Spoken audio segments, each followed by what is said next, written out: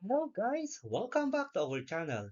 Game 2 of the NBA Playoffs Eastern Conference Finals, May 22, 2026.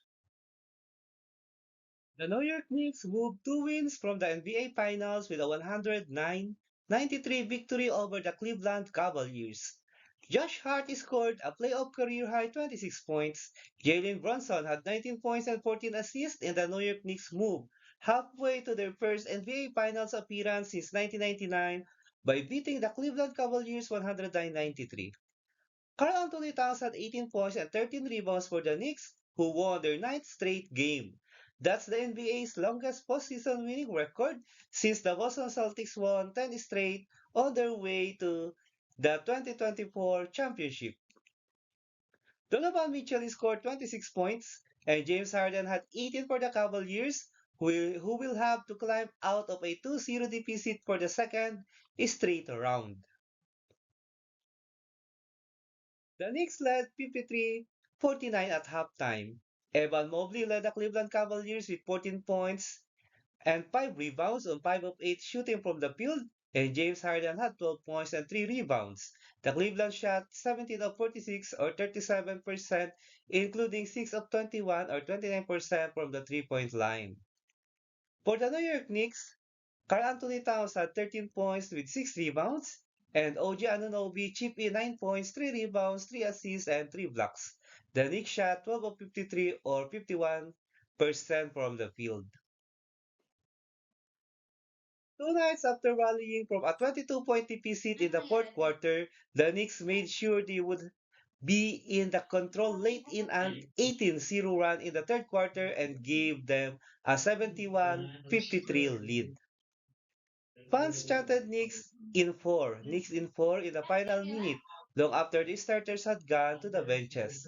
The Knicks are in the Eastern Conference Finals for the second straight year, but haven't played for the championship since losing to the San Antonio Spurs in 1999.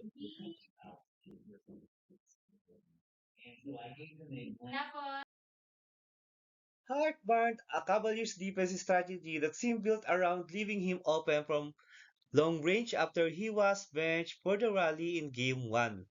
Playing just 3 minutes combined in the fourth quarter and overtime.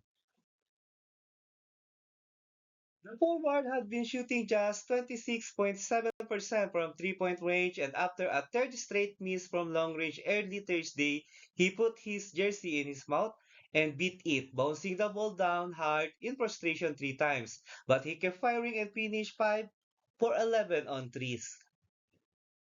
Donovan Mitchell got off to a slow start with just 7 points in the first half, triggering more of the question that followed game 1 about whether he was injured.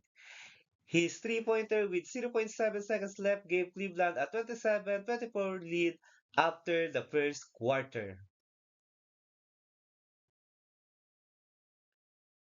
The New York Knicks shot 44 of 85 or 52% from the field, while limiting Cleveland to just 31 of 80 field goals. That is 39%. Harden and Mitchell combined for 14 of 33 from the field. Cleveland outscored New York Knicks in free throws 22-8. The Knicks has a total of 40 rebounds, dish out 32 assists compared to Cleveland who only had 15.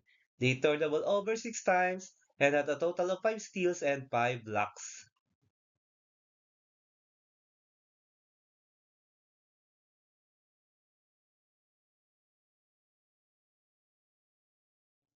Here is the Western Conference Finals game scheduled on May 23, 2026. The series between Shai Gilgeous-Alexander and the Oklahoma City Thunder against Victor Wembanyama and the San Antonio Spurs will shift to San Antonio as they meet in Crossbank Center at 8:30 a.m. Philippine time or 8:30 p.m. Eastern time. The series between two teams is tied at 1-1.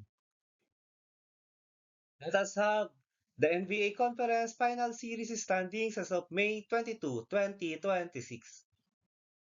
For the Eastern Conference, New York Knicks leads their series against Cleveland Cavaliers 2-0.